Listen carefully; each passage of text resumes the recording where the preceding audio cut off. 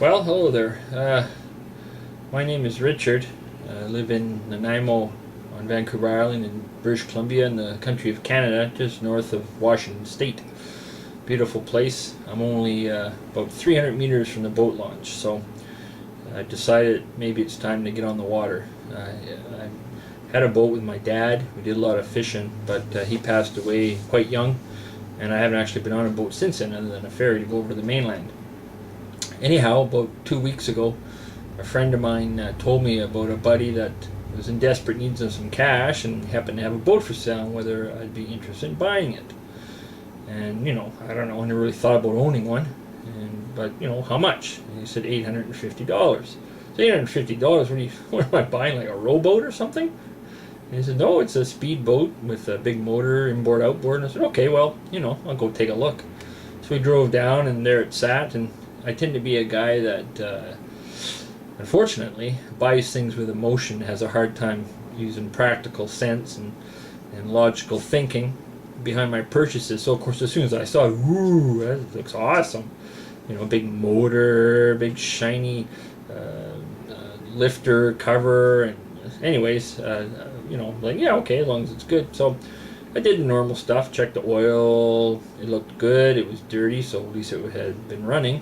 It wasn't, didn't seem to have any water or anything in it. Checked the outdrive, checked the oil there, it was fine. Looked at the hull, went underneath with a flashlight, looked for cracks and scrapes and all this sort of good stuff.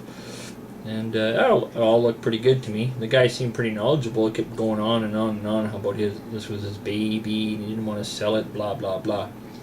Although, I probably should have been concerned when he answered the door with a beer in his hand at 9 o'clock in the morning. And quite frankly, it smelled like that wasn't his first. That should have been a bit of a red flag right there.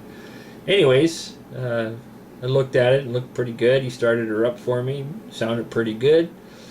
And I decided, yeah, okay, sure, I'll go for $850. It came with a trailer and everything, so sure, I'll buy it.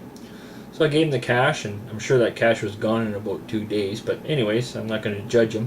Whatever floats your boat, sort of thing. And took it home. I don't know much about stuff, so the first thing I did was, geez, my dad always said that the trailer was so important because if you're hauling it a long distance, you could have trouble if the wheel falls off, bearing goes bad. So the first thing I wanted to do was learn about bearings, so I went on the internet and found out how to change them, all that good stuff. So went ahead and took them out, and they're in perfect condition.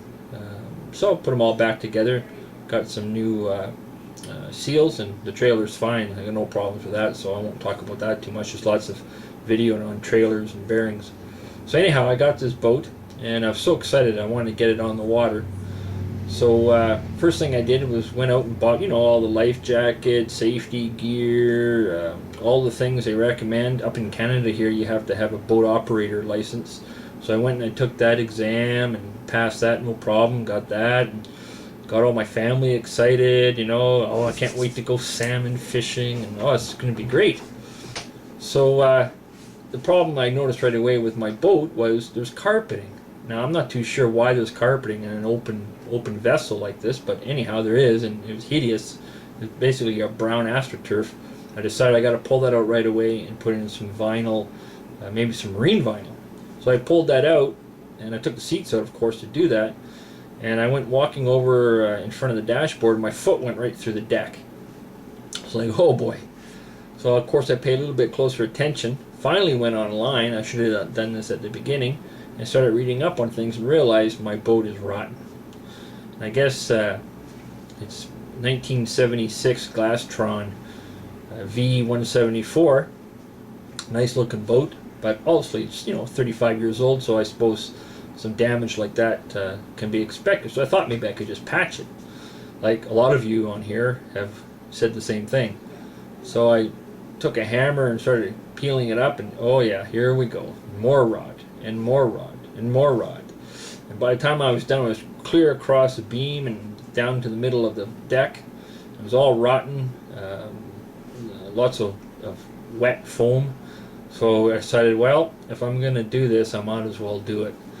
I didn't know what I was doing, never done anything like this before, so I went online to iBoats and came across Ray, aka Frisco Boater's excellent thread on his Sea Ray restoration. Of course, I stayed up for about 4 hours watching all the videos and reading all that, and that just got me even more inspired. So thank you to Ray for that.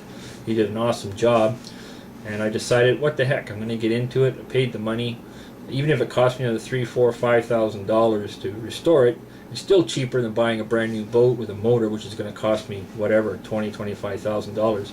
Even a used decent one around here is anywhere from $7,000 to $10,000. So if it cost me $7,000, then I feel I got a new boat. So that's how I justified it to the wife.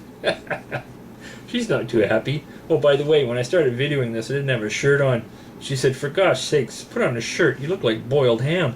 I'm like, oh, jeez, thanks. So I put a shirt on, and of course, typical wife, first thing she says is, "You're not going to wear that old thing." It's like, oh my gosh. Anyhow, here I am. But she supports me, so that's good. Where was I? Yes, the boat. So I have it out there. It's got a 130 horse model number AQ130C, 130 horse Volvo Penta 4-cylinder inline with a 270 outdrive on there, swinging a 3-blade prop. So yeah, so that's that. I'm excited. I'm worried. I don't have a lot of room to work. I don't have a lot of money to work with. So I certainly won't be going quite as far as Frisco Boater did. I just don't have that kind of money. And of course, I don't want this to take forever. My goal, quite honestly, is to get this thing in the water before winter, and it's end of August now. Around here, I don't think I've ever worn a heavier jacket than a fleece jacket in the 15 years I've been here. So you know, it doesn't get cold, so I do have some time to work on this. I'd love to have it in the water before Christmas. Get those winter salmon, winter springs into the boat. So that's my goal anyway, and I know it's going to take a lot of work, and I'm sure there's going to be things that pop up that I'm not ready for, but I've decided to dedicate myself to this. My wife supports me, and I get obsessive, so this is my new obsession. It was golf before. I haven't golfed in 2 weeks, which is weird, so because I've been working on this boat and prettying it up. I've done a bit of work on the trailer and whatnot. Like I said, I did all the bearings and whatnot, did new tires and wheels and hitch, blah blah blah. So that part of it's fine. So I'm ready to start on this journey. I'm going to try and share it with all of you. If you have any suggestions for me, anything that you think I'm doing wrong that's going to be a disaster, or anything that you have questions about, please ask, and I will do my best to write out my answers. I'm going to videotape most of it because, quite frankly, I don't want this to turn into a second job, and I don't have a whole lot of time to type long paragraphs. So follow along. I've already started a little bit, so as you'll see in the next video, I've already begun tearing it apart. But the other thing I'm going to try and do is maybe talk a little bit about the financial side of it in terms of, you know, what do things cost? How much does this cost?